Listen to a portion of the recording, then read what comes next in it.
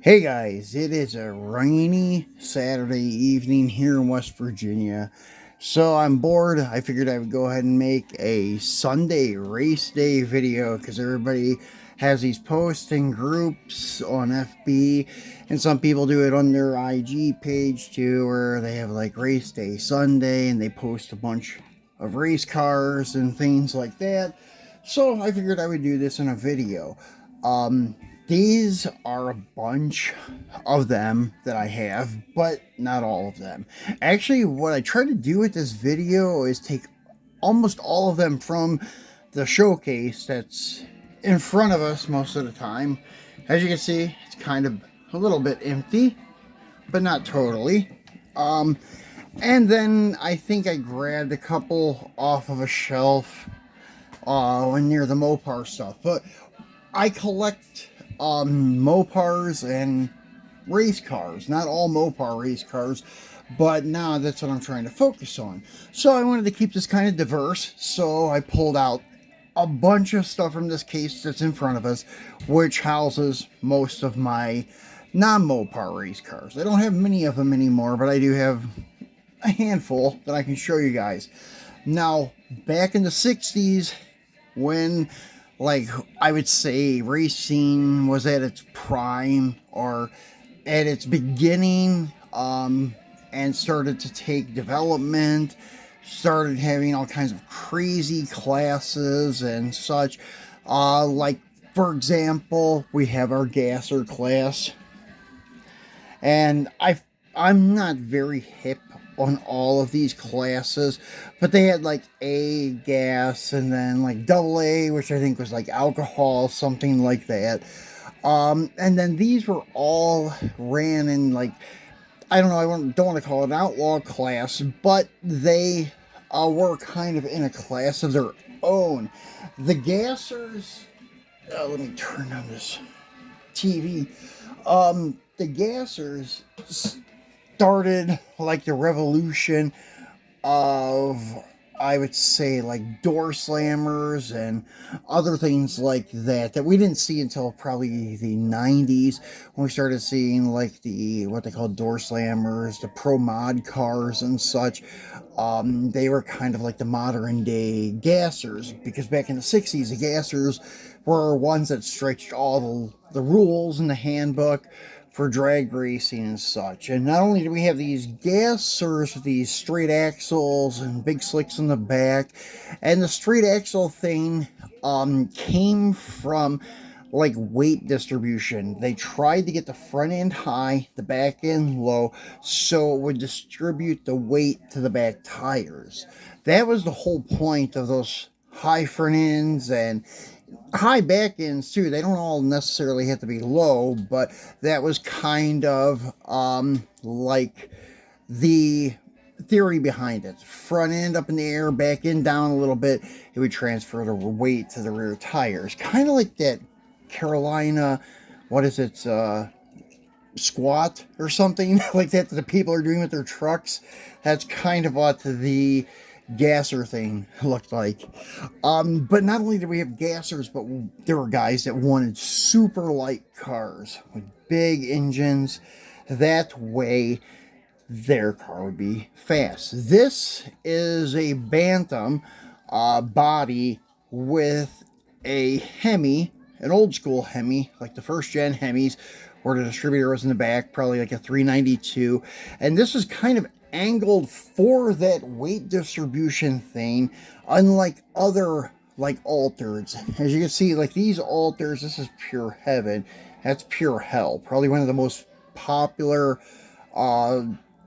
like in the history of alters, I would say, is pure hell. Then you have pure heaven. You can see that the engine is not so drastically angled like pure hell. And this up here, I believe, is the gas tank. So it just kind of helped with the weight transfer on the car. Crazy looking car. And it was super dangerous. I guess that's why they called it like pure hell. Crazy little ride. And you could still see cars like this race at those nostalgia drag days, which is really cool to see. Then we had another one that's pretty crazy back then. This is based on a 27T, I think, something like that, because it has the deck lid. The older ones, the 23Ts and such, kind of had nothing back there except for a little box you could get. But the 27s kind of had that sloped down back with a deck lid. But I could be wrong.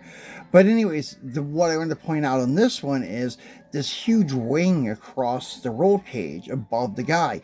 And if you're thinking that looks like a sprint car wing, because it was a sprint car wing, that's where he got it from. And he was trying to use it to put more downforce on the rear tires for traction. As I said, back then they were trying everything. And then it moved on to the AWBs, which stands for your altered wheelbase cars, which I really dig. They're really cool looking. This is where they shifted everything forward. Front tires in front of the engine. The rear tires moved up a little bit, so you had a lot of weight back here planting down on the tires. And these were, well, this is the 65 Coronet AWB Dick Landy.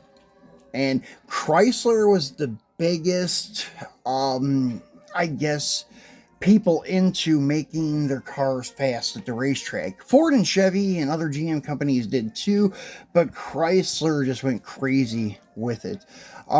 That's why they funded all of these crazy classes. They started developing their own cars. Like this guy, this is before the Hemi. The year before the Hemi, actually. I think the Hemi came out in 64, the 426, the second gen Hemi. This is a 63 Polara, and it had the 426 wedge engine, which, if I can get that to pop open, it wants to pop open, but it keeps going back closed. But anyways, the wedge, I have more of them. There we go. These don't want to stay open very good, but you can see the cross ram, the staggered air cleaners. And they had that on the Hemis too at first. And they started doing the inline 4-barrel dual quads on the 426 Hemis. This is a 426 wedge. And what's unique about this car, it had an aluminum front end, aluminum hood, fenders, bumpers, to make it lighter and such. And they even not Chrysler, well, Chrysler may have, but Pontiac went to the lengths to drill holes in their frame with hole saws. They called it a Swiss cheese frame on the Catalina Super Duties that were drag racing in the class with these guys. As I said, things got crazy. And then this guy here is what the car looked like when it rolled out of the factory. I shit you not. They were in gray primer with a black gel coat fiberglass front end. That's why this one little piece here is gray primer, because that is the front, like, valence panel going in between the grille and such. That was still metal, but the hood and fenders were glass. And the windows, all of the door guts were gone for the windows. They actually had little cloth tether things that you pulled on and pulled it up, and I think they snapped to the headliner. And the windows, I think, were Lexan. They may have still been glass, but I think a lot of people swapped them out for Lexan. I'm not sure if Chrysler did Lexan from the factory or not. And these were really not coming out of, like, the Detroit regular assembly line. They had areas set up where they teamed up, I think, with Hearst to build these and the Hemi Dart. And they were done in 68. They were really, really cool cars. And there's the Hemi, and once again, cross ram, how the air cleaners are staggered. Really cool casting by M2. Very glad that they kind of did a tribute to this car in this way. I just wish the wheels were a little bit smaller in diameter. One day I may wheel swap this and put different steel rims on it. I'm hoping that they do the Dart like that, even though their Dart's a little big. One day I may actually do one, and here's a Dart that I did up for the Ram Chargers. This is the factory Dart, and yes, from the factory they did cut open the quarter panels bigger on the Dart to fit the slick on. The Barracuda already had a decent size wheel opening for that, so they didn't have to hack up the quarter panels, but they did on the Darts. And anyways, the Darts are really cool. Hot Wheels did a fantastic job on this for a $1 car. I may take one of these and strip the paint and do the exact same treatment. The black gel coat front end and the gray primer body with just basic steel wheels on it. Pretty cool. And then there's more and more that I can go over. And then in the like 80s with the street racing thing. Well, street racing was all along throughout the decades with all of it, but it started getting really hardcore starting probably in the like 80s, where they were actually back halving, which means pro street, tubbing the car, cutting the frame, narrowing it, narrowing the rear ends, and putting big wheel tubs in it for extra traction. And you started seeing these cars ran on the street. It became a big trend in the early 80s and still carries on to today. So yeah, they were really cool. And then you have your funny cars, of course, and they were long wheelbase, lightweight, glass bodies made to replicate some of the production cars on a tube chassis with a centered seat and the engine in front of you. And that was probably the biggest trend in the 70s, these funny cars. And then they had the front end dragsters, the rear engine dragsters. I need to get a couple of those. I have not grabbed the Dragstrip Demon front engine dragsters. I need one or two of those.